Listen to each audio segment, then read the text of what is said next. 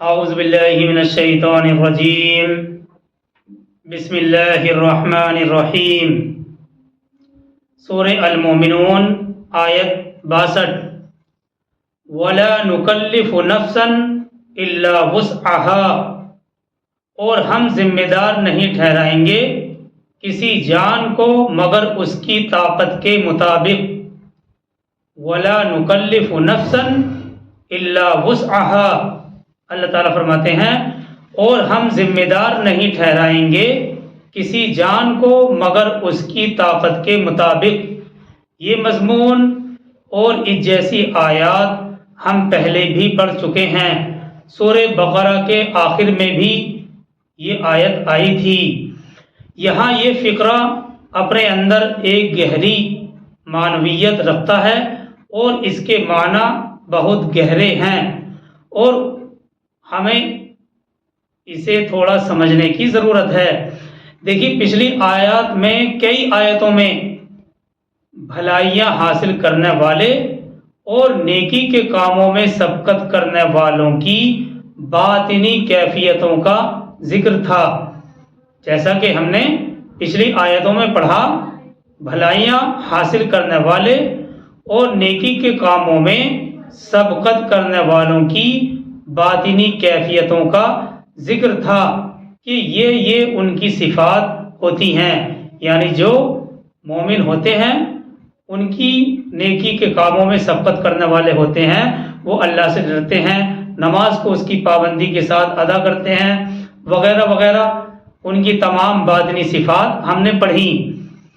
اب دیکھیے اس مضمون کے فوراً بعد یہ فقرہ آ گیا جس میں بتایا گیا کہ ہم کسی انسان کو اس کی طاقت سے زیادہ تکلیف نہیں دیتے ہیں۔ پہلے مومن لوگوں کی باطنی کیفیتوں کا ذکر کیا کہ وہ یہ پابندیاں کرتے ہیں اسلامی احکامات کے اعتبار سے۔ اب اس کے فوراً بعد یہ فقرہ آ گیا کہ ہم کسی بھی انسان کو اس کی طاقت سے زیادہ تکلیف نہیں دیتے ہیں۔ اب اس کا مطلب یہ ہوا کہ یہ سیرت، یہ اخلاق اور یہ اسلامی شریعت اور اسلام کے یہ احکامات کوئی ایسی بھاری چیز نہیں ہے جن کو پورا کرنا انسانی طاقت سے باہر ہو، کیونکہ تم ہی جیسے بہت سے انسان اس طریقے پر، اس اسلامی طریقے پر چل کر دکھلا رہے ہیں۔ لہٰذا اب ہم یہ نہیں کہہ سکتے کہ بھئی ہم سے تو اس چیز کا مطالبہ کیا جا رہا ہے جو انسانی طاقت سے باہر ہے۔ انسان کو تو طاقت اس طریقے پر چلنے پر بھی حاصل ہے جو اس کو جہنم کی طرف لے جاتا ہے، اور اس طریقے پر بھی انسان کو قدرت حاصل ہے جو اسے جنت کی طرف لے جائے اور اللہ کی خوشنودی حاصل کرا دے۔ اب فیصلہ جس چیز پر ہے وہ صرف یہ ہے کہ ان دونوں طریقوں میں سے کون کس کا انتخاب کرتا ہے، کون کس راستے کو چنتا ہے۔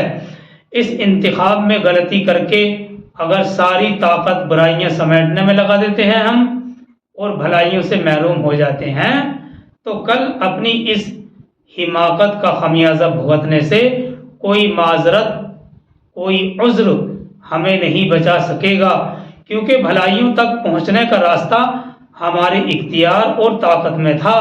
اگر آخرت میں کسی نے عذر کیا تو پوچھا جائے گا کہ اگر یہ راستہ تمہاری طاقت سے باہر تھا تو تم ہی جیسے بہت سے انسان بالآخر اس راستے پر چلنے میں کامیاب کیسے ہو گئے۔ تو یہ فقرہ الفاظ تھوڑے ہیں لیکن اپنے اندر گہری جامعیت رکھتا ہے، جس سے یہی معلوم ہوتا ہے کہ اسلامی احکامات، اسلامی تعلیمات اور اسلامی احکامات پر چلنا یہ کوئی ایسا مشکل کام نہیں ہے جن کو برداشت کرنا انسانی طاقت سے باہر ہو۔ لا ولا نکلف نفسا الا وسعها، اس فقرے میں یہی بات کہی گئی ہے، اور ہم نہیں ذمہ دار ٹھہرائیں گے کسی جان کو، یعنی کسی انسان کو، مگر اس کی طاقت کے مطابق، یعنی کسی بھی انسان کو اس کی طاقت سے زیادہ اللہ سبحانہ و تعالی تکلیف نہیں دیتے ہیں۔ اور آگے اسی آیت 62 کا ٹکڑا ہے وَلَدَيْنَا كِتَابٌ يَنطِقُ بِالْحَقِّ وَهُمْ لَا يُظْلَمُونَ، اور ہمارے پاس ایسی کتاب ہے جو حق کے ساتھ بولتی ہے، لہٰذا ان پر کوئی ظلم نہیں کیا جائے گا۔ یہ اسی آیت 62 سورہ مومنون کا ٹکڑا ہے آخری، وَلَدَيْنَا كِتَابٌ يَنطِقُ بِالْحَقِّ وَهُمْ لَا يُظْلَمُونَ، اور ہمارے پاس ایسی کتاب ہے جو حق کے ساتھ بولتی ہے، لہٰذا ان پر کوئی ظلم نہیں کیا جائے گا۔ اس سے مراد ہر شخص کا نامہ اعمال اور اس کی زندگی بھر کے اعمال کی جزئیات پر مشتمل ریکارڈ ہے۔ اس نامہ اعمال کے مطابق انسان کی ایک ایک حرکت اور ایک ایک عمل اور اس کی ساری صلاحیتوں کے مطابق جائزہ لے کر جزا اور سزا کا فیصلہ کیا جائے گا۔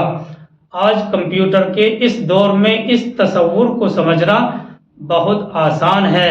ایک ذرا سی چپ میں دنیا بھر کا ڈاٹا سیو ہو جاتا ہے۔ تو اس سے مراد نامہ اعمال اور اس کی زندگی بھر کے اعمال کی جزئیات پر مشتمل ریکارڈ ہے۔ اس نامہ اعمال کے مطابق انسان کی ایک ایک حرکت اور ایک ایک عمل کا اس کی صلاحیتوں کے مطابق جائزہ لے کر جزا اور سزا کا فیصلہ کیا جائے گا۔ تو بہرحال آج کل اس تصور کو سمجھنا بہت آسان ہو گیا ہے۔ سورہ الکہف کی آیت 49 میں بھی ہم اس مضمون کو پڑھ چکے ہیں۔ وہاں یہی بات کہی گئی کہ رکھ دیا جائے گا نامہ اعمال، چنانچہ تم دیکھو گے مجرموں کو ڈرے ہوئے اس سے جو کچھ اس میں ہوگا، یعنی نامہ اعمال میں ہوگا، اور وہ کہیں گے ہائے ہماری شامت، ہائے ہماری بدبختی، یہ کیسا نامہ اعمال ہے، اس نے تو نہ کسی چھوٹی چیز کو چھوڑا ہے اور نہ کسی بڑی کو، مگر اس کو محفوظ کر لیا ہے، اور جو عمل بھی انہوں نے کیا ہوگا وہ اسے سامنے موجود پائیں گے، اور آپ کا رب کسی پر بھی ظلم نہیں کرے گا۔ تو یہ آیت 49 کا ترجمہ ہے، ہم نے صرف ترجمہ کوٹ کیا ہے۔ آیت ہم پڑھ چکے ہیں، سورہ الکہف کی آیت 49 میں بھی ہم اس بات کو پڑھ چکے ہیں۔ بہرحال یہ نامہ اعمال سے متعلق آیت تھی۔ آگے چلتے ہیں آیت 63 کی طرف، بل قلوبہم فی غمرۃ من ھذا، لیکن ان کے دل اس سے غفلت میں پڑے ہوئے ہیں۔ بل قلوبہم فی غمرۃ من ھذا، اصل وجہ کیا ہے؟ اصل وجہ یہی ہے کہ ان کے دل اس سے غفلت میں پڑے ہوئے ہیں۔ اور آگے اسی آیت میں ہے وَلَهُمْ أَعْمَالٌ مِّن دُونِ ذَلِكَ هُمْ لَهَا عَامِلُونَ، اور ان کے اور بھی بہت سے مشغلے ہیں ان کے علاوہ جن کے لیے وہ بھاگ دوڑ کر رہے ہیں۔ یعنی ایک تو یہی ہے کہ ان کے دلوں پر غفلت کے پردے پڑے ہوئے ہیں، اور اس کے علاوہ بھی وہ دنیا میں اتنے منہمک ہیں اور بہت سے کام ہیں جو اس غفلت کے اندر بڑھوتری کرتی ہے، اضافہ کرتی ہے۔ مطلب یہی ہے کہ جن لوگوں کے دل اسلامی احکامات سے غفلت میں پڑے ہوئے ہیں، ایسے لوگوں کے پاس دین کی خدمت اور بھلائی کے کاموں کے لیے وقت ہی نہیں ہے۔ انہیں بس دن رات اپنی کمائی کی فکر ہے، اپنی دنیا کمانے کی فکر ہے، اور وہ اپنے وقت کا کل سرمایہ، وہ اپنے وقت کا سارا سرمایہ، ساری دولت اسی پر لگا رہے ہیں۔ دیکھیے اس آیت کے مضمون کی روشنی میں ہر شخص کو اور ہم سب کو اپنی مصروفیات کا جائزہ لینا چاہیے، اپنی مشغولی کا جائزہ لینا چاہیے کہ اس کی رات دن کا اور کتنی بھاگ دوڑ کا حصہ دین کے لیے ہے اور کتنا حصہ دنیا کے لیے ہے۔ جی ہاں، اگر تمام کوشش کسی شخص کی، تمام تر کوشش اور ساری محنت دنیا ہی کے لیے ہے، یعنی اس کا نصب العین بھی دنیا ہے، اور اس نے منصوبہ بندی بھی صرف اسی کے لیے یعنی دنیا ہی کے لیے کر رکھی ہے، تو اسے سوچنا چاہیے، اسے فکر کرنی چاہیے کہ آخرت کی تیاری کے لیے فرصت کے لمحات اسے کب اور کیسے میسر ہوں گے۔ اس آیت میں یعنی آیت 63 میں غمرتن کا لفظ لایا گیا ہے۔ غمرہ ایسے گہرے پانی کو کہتے ہیں جس میں آدمی ڈوب جائے، غمرہ کہا جاتا ہے ایسے گہرے پانی کو جس میں آدمی ڈوب جائے اور جو اس پانی میں داخل ہونے والے کو، اور وہ یعنی یہ پانی اپنے اندر داخل ہونے والے کو چھپا لے، اس لیے لفظ غمرہ پردہ اور ہر ڈھانپ دینے والی چیز کے لیے بولا جاتا ہے۔ یہاں ایسے لوگوں کی مشرکانہ جہالت کو غمرہ کہا گیا ہے جس میں ان کے دل ڈوبے ہوئے ہیں اور چھپے ہوئے ہیں، کسی طرف سے ان کو روشنی کی کوئی کرن نہیں پہنچتی۔ بہرحال یہاں جو یہ غمرہ ہے اصل معنی تو یہی ہے، اس پانی کو کہتے ہیں جس میں آدمی ڈوب جائے اور جو اس میں داخل ہونے والے کو اپنے اندر چھپا لے، اسی لیے اس لفظ غمرہ میں پردہ اور ہر ڈھانپنے لینے والی چیز کا مفہوم پایا جاتا ہے۔ اور یہاں اس آیت میں ایسے لوگوں کی مشرکانہ جہالت کو غمرہ کہا گیا ہے جس میں ان کے دل ڈوبے ہوئے اور چھپے ہوئے ہیں کہ کسی طرف سے بھی ان کی روشنی کی کوئی کرن ان تک نہیں پہنچتی ہے۔ اب دیکھیے خلاصہ اس آیت کا یہ نکلا کہ ایسے لوگوں کے لیے تو ایک کفر اور شرک کی غفلت کا ہی پردہ کافی تھا، یعنی وہ شرک اور کفر کی دلدل میں جو پھنسے ہوئے تھے ان کے لیے تو یہی کافی تھا، مگر وہ اس پر ہی بس نہیں کرتے، اس کے ساتھ ساتھ دوسرے برے اعمال بھی مسلسل کرتے رہتے ہیں، اور وہ اعمال شیطان ان کے سامنے مزین کر دیتا ہے، اچھا کر کے دکھلاتا ہے، اور وہ اسی پر اتراتے ہیں، اسی پر فخر محسوس کرتے ہیں۔ آگے چلتے ہیں آیت 64 کی طرف۔ حتی اذا اخذنا مترفیہم بالعذاب اذا ہم یجأرون، یہاں تک کہ جب ہم ان کے خوشحال لوگوں کو عذاب میں پکڑیں گے تو اس وقت وہ چیخیں گے، چلائیں گے۔ حتی اذا اخذنا مترفیہم بالعذاب اذا ہم یجأرون، یہاں تک کہ جب ہم ان کے خوشحال لوگوں کو عذاب میں پکڑیں گے تو اس وقت وہ چیخیں گے، چلائیں گے۔ یہاں خوشحال لوگوں کا تذکرہ اس لیے کیا گیا ہے کیونکہ مال اور دولت عام طور پر نافرمانی کا سبب بنتی ہے، حالانکہ ایسے لوگ جو غفلت میں پڑے ہوئے ہیں اور دین اسلام کی طرف توجہ نہیں کرتے ہیں، چاہے وہ غریب ہوں یا امیر ہوں، دونوں ہی اس کے اندر داخل ہیں، لیکن خوشحال لوگوں کا اس لیے تذکرہ کیا کیونکہ ان کی خوشحالی زیادہ بگاڑ کا سبب بنی۔ اور اگلی آیت 65 بھی اسی سے متعلق ہے۔ لا تجأروا اليوم انکم منا لا تنصرون، ان سے کہا جائے گا آج مت چیخو چلاؤ، اب ہمارے یہاں سے تمہاری کوئی مدد نہیں کی جائے گی۔ لا تجأروا اليوم انکم منا لا تنصرون، ان سے کہا جائے گا آج مت چیخو چلاؤ، اب ہمارے یہاں سے تمہاری کوئی مدد نہیں کی جائے گی، یعنی آج تمہاری اس چیخ و پکار آہو بکا کا کوئی فائدہ نہیں ہوگا، تمہاری فریاد سن کر آج کوئی تمہاری مدد کو نہیں آئے گا۔ دیکھیے یہاں پر بھی یہ لفظ جوار کا لفظ لایا گیا ہے، تجأرون، اسی سے جوار لفظ نکلا جو بیل کی اس آواز کو کہتے ہیں جو سخت تکلیف کے وقت وہ نکالتا ہے۔ جوار کا جو یہ لفظ لایا گیا ہے یہ بیل کی اس آواز کو کہتے ہیں اصل میں جو سخت تکلیف کے وقت وہ نکالتا ہے۔ یہ لفظ یہاں صرف فریاد کے معنی میں نہیں ہے بلکہ اس شخص کی فریاد کے معنی میں بولا گیا ہے جو کسی رحم کا مستحق نہ ہو، یعنی اس کے جرائم اس قدر بڑے ہوئے ہیں اور جب اس کو سزا ملی اور اس کی آہو بکا جب اس نے کی اس فریاد کے لیے بولا گیا ہے، اس شخص کی فریاد کے لیے بولا گیا ہے جو کسی رحم کا مستحق نہ ہو۔ اب دیکھیے اس لحاظ سے مطلب یہ ہوا کہ اس میں طنز، جو طنز کرتے ہیں ایک دوسرے پر، طنز کا انداز چھپا ہوا ہے، اور معنی یہ ہوئے کہ اچھا، جیسے ہم کہتے ہیں اچھا اب جو اپنے کرتوتوں کا مزہ چکھنے کی نوبت آئی، جو کرتوت تم نے کیے ہیں اب ان کی سزا بھگتنے کی نوبت آئی تو میاں بلبلانے لگے۔ تو اس کے اندر طنز کا انداز چھپا ہوا ہے، اور مطلب یہ ہوا کہ اچھا اب جو اپنے کرتوتوں کا مزہ چکھنے اور سزا بھگتنے کی باری آئی تو میاں چلانے لگے، بلبلانے لگے۔ تفسیر عثمانی نے اس آیت کے تحت یہ بات نقل کی ہے،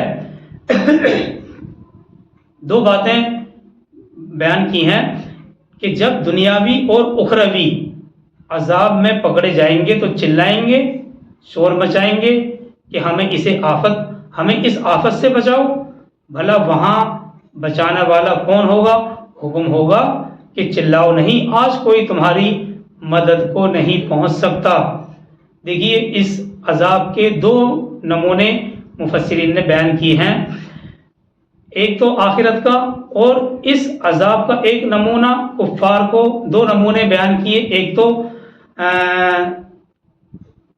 جو جنگ بدر ہے، ایک نمونہ کفار کو جنگ بدر میں دکھایا گیا جہاں ان کے بڑے بڑے سردار مارے گئے یا قید ہو گئے، عورتیں مہینوں تک ان کا نوحہ کرتی رہیں، سر کے بال کٹوا کر ماتم کرتی رہیں اور آہو بکا کرتی رہیں، لیکن کچھ نہ بنا۔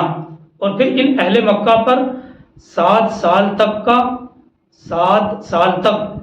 قحط بھی مسلط ہوا، مردار ہڈیاں اور چمڑا کھانے اور خون تک پینے کی نوبت آ گئی تھی۔ آخرکار سرکار دو عالم صلی اللہ علیہ وسلم سے رحم کا واسطہ دے کر دعا کی درخواست کی گئی، تب اللہ نے وہ عذاب ہٹایا۔ اس وقت نہ لات کام آیا، نہ منات، نہ حبل اور نہ ہی نائلہ۔ یہ آیت 65 تھی۔ تو اس دو طرح سے عذاب کا مزہ چکھایا گیا، ایک تو جنگ بدر میں دنیا ہی میں، آخرت کا جو عذاب ہے وہ تو الگ ہے۔ جنگ بدر میں دکھایا گیا نمونہ جہاں ان کے بڑے بڑے سردار مارے گئے یا قید ہو گئے، عورتیں مہینوں تک آہو بکا کرتی رہیں، نوحہ کرتی رہیں، سر کے بال کٹوا کر وہ ماتم کرتی رہیں، لیکن کچھ نہ بنا۔ اور پھر ان اہل مکہ پر 7 سال کا قحط بھی مسلط ہوا، مردار ہڈیاں اور چمڑا کھانے تک کی نوبت آ گئی تھی۔ آخرکار سرکار دو عالم صلی اللہ علیہ وسلم کی خدمت میں وہ حاضر ہوئے اور دعا کا واسطہ دے کر درخواست کی، تو پھر اللہ نے اس عذاب کو ہٹا لیا۔ آگے چلتے ہیں آیت 65 کی طرف۔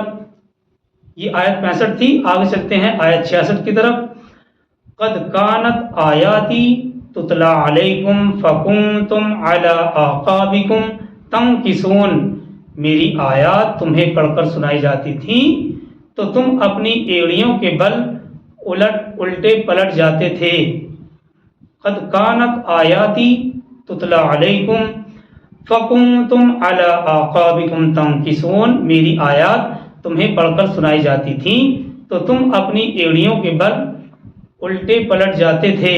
اور اگلی آیت 67 ہے، مستکبرین بہ سامرا تہجرون، تکبر کرتے ہوئے پیغمبر کو قصہ گو سمجھتے ہوئے چھوڑ جاتے تھے۔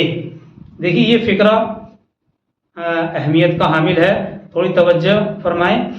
مستکبرین بہ سامرا تہجرون، تکبر کرتے ہوئے پیغمبر یعنی محمد صلی اللہ علیہ وسلم کو قصہ گو سمجھتے ہوئے چھوڑ جاتے تھے۔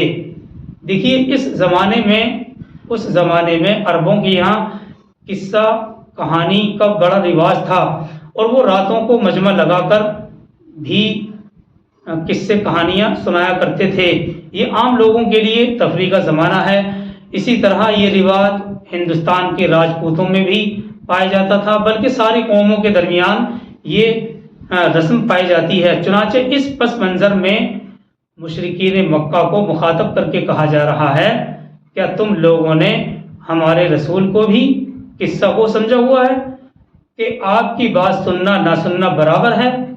تم یہ سمجھتے ہو کہ آپ کی بات ماننے اور نہ ماننے سے کوئی فرق نہیں پڑتا؟ تم لوگوں کو معلوم ہو جانا چاہیے کہ جو آپ صلی اللہ علیہ وسلم کلام سنا رہے ہیں یا کلام پیش کر رہے ہیں اور جو یہ کلام ان کے اوپر نازل ہو رہا ہے، یہ کوئی ہنسی کھیل قصہ کہانی نہیں، بلکہ یہ تو فیصلہ کن کلام ہے، فیصلہ کرنے والا کلام ہے۔ دراصل یہاں پر سامرن کا لفظ لایا گیا ہے۔ سمر کے معنی آتے ہیں رات کے وقت بات چیت کرنا، سرگوشی کرنا اور گپے مارنا، قصے کہانیاں کہنا۔ دیہاتی اور قصبوں کی زندگیوں میں یہ راتوں کی گپیں عام طور پر چوپالوں میں ہوا کرتی ہیں، اور یہی اہل مکہ کا بھی دستور تھا۔ نبی کریم صلی اللہ علیہ وسلم نے اسی رسم کو ختم کرنے کے لیے عشاء سے پہلے سونے اور عشاء کے بعد فضول قصہ گوئی کو منع کیا ہے۔ ابو داؤد میں حدیث 4849 میں اسی بات کی وضاحت آئی ہے کہ رسول کریم صلی اللہ علیہ وسلم نے اس رسم کو ختم کرنے کے لیے عشاء سے پہلے سونے کو اور عشاء کے بعد فضول قصہ گوئی کو منع کیا ہے۔ اگر کام کی باتیں ہیں یا دین اسلام کی باتیں ہیں یا کچھ سیکھنا سکھانا ہے تو کوئی مذائقہ نہیں۔